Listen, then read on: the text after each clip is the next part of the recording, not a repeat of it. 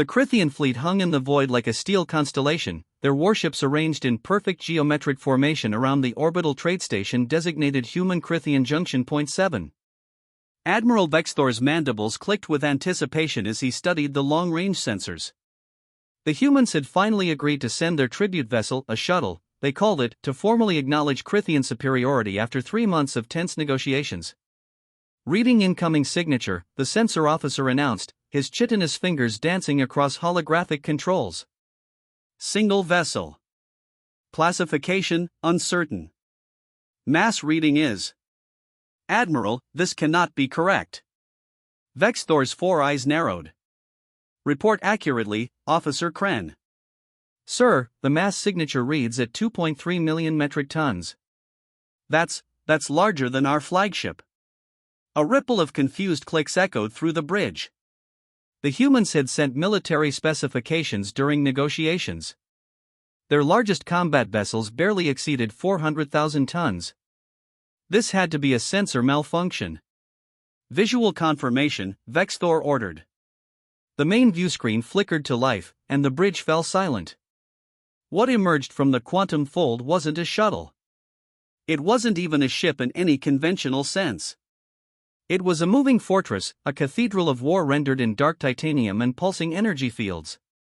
The vessel stretched nearly 5 kilometers from bow to stern, its hull etched with geometric patterns that seemed to shift and right in the starlight. Massive turrets, 12 of them visible from this angle alone, rotated slowly, tracking the Crythian fleet with mechanical precision. Hail them, Vexthor managed, his voice steady despite the ice forming in his thorax.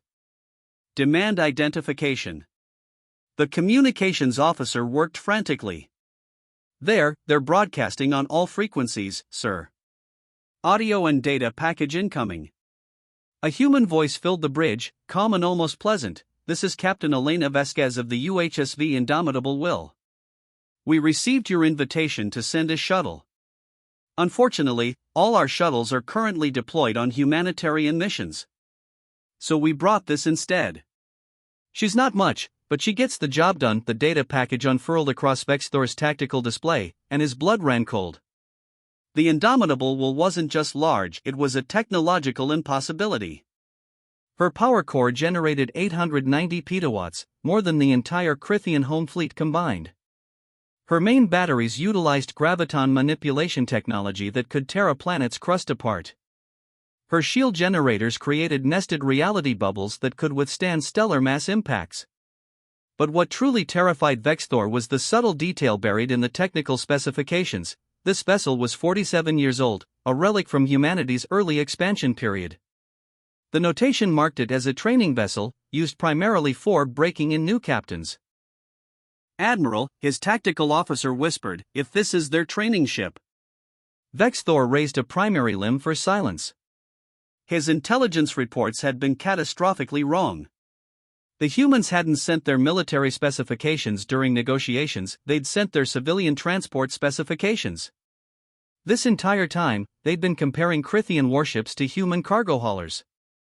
Captain Vasquez, Vexthor said carefully, there seems to have been a misunderstanding. We were expecting a diplomatic vessel.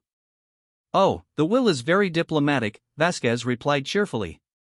She carries a full staff of cultural ambassadors, trade negotiators, and even a Michelin-starred chef. We've been looking forward to this cultural exchange.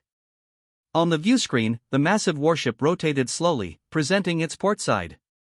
What Vexthor had mistaken for additional weapon batteries were actually observation decks, their windows glittering like jewels against the armored hull. Docking ports large enough to accommodate entire Crythian corvettes lined the vessel's midsection. We've prepared a detailed itinerary, Vasquez continued. Tours of our hydroponics bays, demonstrations of our fabrication technology, and a formal banquet in your honor. We thought you might enjoy seeing how humanity has been faring since we left our homeworld 3 centuries ago. 3 centuries. Vexthor's tactical mind raced through the implications. If humanity had built this monstrosity 47 years ago as a training vessel, what were they building now? What had they built in the intervening decades? Captain, Vexthor said slowly, abandoning all pretense of dominance, perhaps we should revisit the terms of our trade agreement. Trade? Vasquez sounded genuinely surprised. Admiral, I think there's been a terrible miscommunication. We weren't negotiating trade terms, we were trying to establish mutual defense protocols.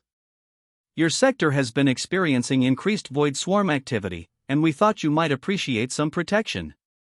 The void swarms. The nightmare that had devastated 17 Crithian colonies in the past decade. The horror that had forced the Crithian Empire to seek new allies, new territories, new sources of strength. You can defend against the swarms? Vexthor asked. Defend? Vasquez laughed. Admiral, we've been culling them for years. They're a nuisance, certainly, but hardly a threat. The Indomitable Will has personally terminated 43 swarm hive ships. It's actually her retirement cruise, we're decommissioning her next year. Vexthor's world tilted. Humanity wasn't sending tribute. Humanity was offering protection. They'd been negotiating from a position of such overwhelming strength that they hadn't even bothered to correct the Crithian Empire's assumptions about their military capabilities. Perhaps, Vexthor said carefully, his pride ashes in his mouth, we should discuss terms of alliance instead. Now you're talking, Vasquez said warmly. Fair warning though, we'll want full cultural exchange, open trade routes, and a mutual non-aggression pact. We're also going to insist on helping you evacuate those colonies in the swarm's path. Humanity has plenty of room, and we'd hate to see more lives lost. As the Indomitable Will settled into orbit, its shadow falling across the Crithian flagship like the wing of some primordial deity, Vexthor realized the truth. Humanity hadn't sent a battleship to intimidate them.